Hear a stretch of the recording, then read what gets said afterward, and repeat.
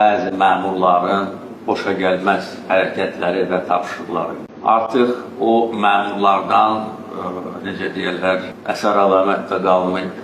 Azərbaycanda məmur korpusunda, xüsusilə mərkəzi icra orqanlarında aparılan kadr islahatları nəticəsində böyük dərəcədə vəziyyət sağlamlaşdırılır. Ona görə mən tam əminəm ki, mərkəzdən sizə hansısa bir qanunsuz tapşırıq bundan sonra verilməyəcək.